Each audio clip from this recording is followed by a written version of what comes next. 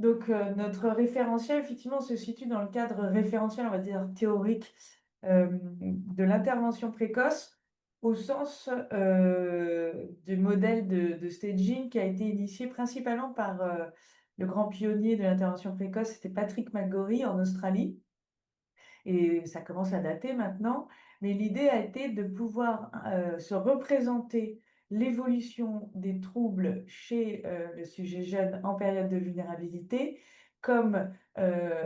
plutôt, au lieu d'être sur des simples catégories diagnostiques, plutôt comme une évolution symptomatique en termes de sévérité qu'on qualifie de staging.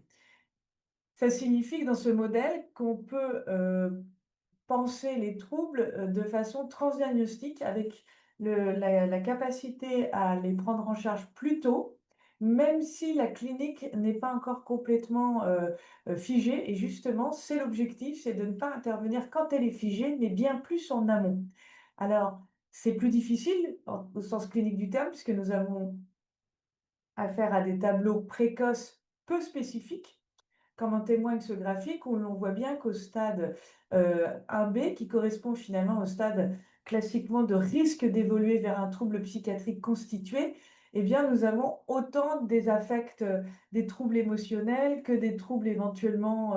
de difficultés d'organisation des idées, voire des phénomènes hallucinatoires, mais tout ça a une intensité et à une fréquence qui ne permettent pas de qualifier la situation clinique du stade 2, c'est-à-dire stade 2 qui est en fait un premier épisode constitué, et un premier épisode constitué, qu'il soit psychotique ou dépressif sévère caractérisé, c'est quand en fait la situation clinique du jeune dépasse un seuil d'intensité symptomatique et de fréquence, et sur une durée suffisamment longue, et il faut jamais oublier, avec